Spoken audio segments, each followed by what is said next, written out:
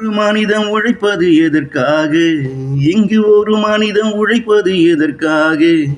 இங்கே உழைப்பது எதற்காக?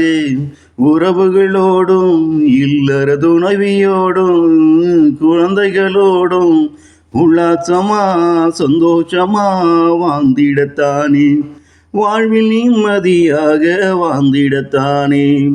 ஒரு மனிதன் உழைப்பது எதற்காக? இங்கே உழைப்பது எதற்காக? உறவுகளோடும் இல்லற துணைவியோடும் குழந்தைகளோடும் உல்லாசமா சந்தோஷமா வாழ்ந்திடத்தானே, வாழ்வில் நிம்மதியாக வாழ்ந்திடத்தானே.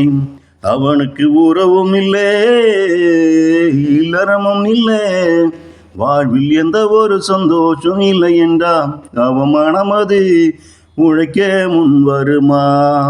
அவனுக்கு உறவும் இல்லை, இல்லறமும் இல்லை, வாழ்வில் எந்த ஒரு சந்தோஷமும் இல்லை என்றால் அவன் மனது உழைக்கத்தான் முன் வருமா என்றால் ஒரு காலமும் அவன் மனது உழைத்திட எண்ணாதே.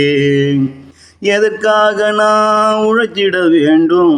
இத்தனை துன்பம் என் மனதில தாங்கி எதற்காக நான் உழைத்திட வேண்டும் என்று அவன் மனமது உழைக்க மறுத்திடுமா? நான் சொல்லும் இது கதையல்ல, எதற்காக நான் உழைத்திட வேண்டும் என்று அவன் மனமது உழைக்க மறுத்திடுமா? நான் சொல்லும் இது கதையல்ல, என் மனதின் துயரும் இங்கு இதுதான். நான் சொல்வோம் அது கதையல்ல, என் மனதின் துயரமும் இங்கு இதுதான். ஒரு மனிதன் உழைப்பது எதற்காக?